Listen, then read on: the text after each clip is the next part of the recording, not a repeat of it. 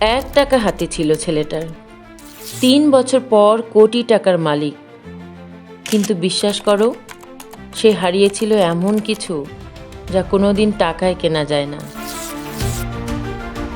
রাস্তার এক কোণে বসে থাকা ছেলেটার হাতে ছিল মাত্র 1 টাকা। না, কোনো ব্যবসা ছিল না। পেছনে দাঁড়িয়ে থাকা পরিবারও ছিল না। ছিল না কোনো পরিচয়, শুধু একরাশ অপমান আর একরাশ স্বপ্ন। একদিন এক দোকানের কাছে গিয়ে সেই 1 টাকা দিয়েই একটি কলম কিনতে চাইল, কিন্তু দোকানদার তাকে বলল, 1 টাকা দিয়ে কলম হয়? আরও 4 টাকা লাগবে। ছেলেটি দোকানদারকে অনেক অনুরোধ করে বলল, আমার কাছে এই 1 টাকার বেশি আর কোনো টাকাই নেই, কিন্তু কলমটাও আমার ভীষণ দরকার। দোকানদারের ছেলেটিকে দেখে বেশ মায়া হলো। ভাবল, একটা কলমই তো, বেশি দামি কিছু তো না। তাই সে ছেলেটিকে কলমটি 1 টাকাতেই দিয়ে দিল। তাতে ছেলেটি অনেক খুশি হলো। ওই কলম দিয়েই রাস্তায় বসে লোকজনের জন্য নাম লিখে দিত কাগজে। এটা দেখে অনেকে হাসত। সে হাসি যেন থামতেই চাইতো না। কিন্তু তাতে একটুও বিচলিত হতো না ছেলেটি, কারণ সে জানতো এই লজ্জার পেছনে লুকিয়ে আছে তার লক্ষ্যের পথ। সে মনে মনে ভাবত, আমি তো চুরি করার মতো খারাপ কাজ করছি না, হালাল পথে পরিশ্রম করছি, তাতে তো আমার লজ্জা পাবার কথা না। বরং যারা হাসছে, লজ্জা তো তাদেরই হওয়া উচিত। দিনে দিনে তার আয় বাড়তে লাগলো। 3 টাকা, 5 টাকা, একদিন 20 টাকা। তখন সে কিনে ফেলল এক পুরনো বই, কিভাবে নিজের জীবন বদলাবেন। সেই বইয়ের প্রতিটা বাক্য সে গেঁথে নিল মনে। তুমি যত ছোট হও না কেন, তোমার স্বপ্ন বড় হতেই পারে। এই লাইনটি তাকে অনুপ্রেরণা জোগাত, আর সেই লক্ষ্যে নিজের ভাঙা জীবনকে গড়তে লাগলো সে।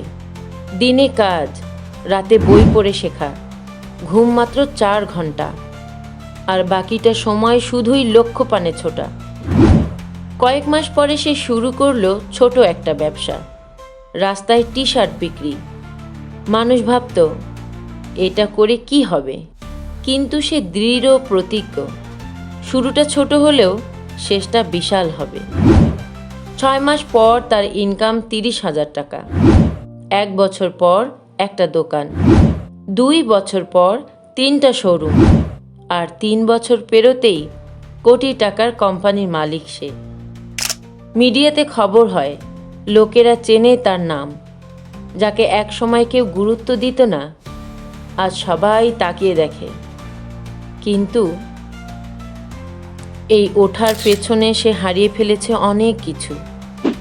তার মা, যে একদিন ভাতের বদলে ছেলেকে ভালোবাসা খাইয়ে দিত, আজ একটা গ্রামে একা থাকেন।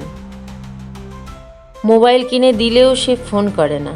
মায়ের চোখ আজও ছেলের ফোনের অপেক্ষায় ভিজে থাকে।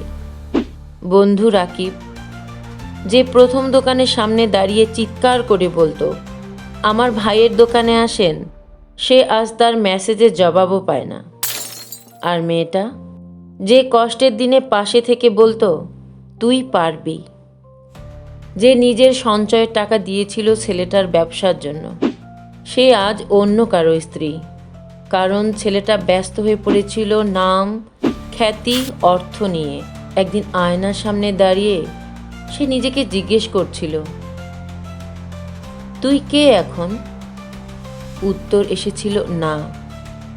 কোটি টাকার মালিক হলেও সে বুঝেছিল সে সবচেয়ে মূল্যবান জিনিসগুলোই হারিয়ে ফেলেছে। ভালোবাসা, ভরসা, ভালোবাসার মানুষগুলো। তাই আজ যদি তুমি স্বপ্ন দেখো কোটি টাকার, তবে আগে দেখে নিও তোমার বাবা মা কেমন আছে, তোমার বন্ধুর মুখে হাসি আছে কিনা, আর তোমার পাশে থাকা মানুষটা, সে ভালো আছে তো।